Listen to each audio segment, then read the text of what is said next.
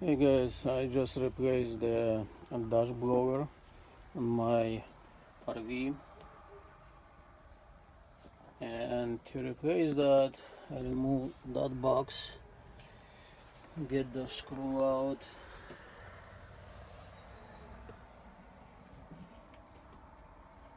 everything's go up.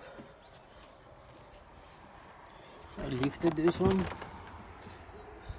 and then I put two 2x4s to lift it, and it's staying right there.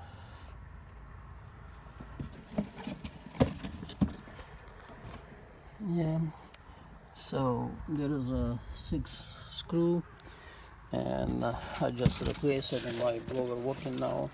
I got that in Napa, and it's only 28 bucks, 29 bucks. But to replace it, you need to remove all that dash, the screw, and lift it up. That's only the way to fix it.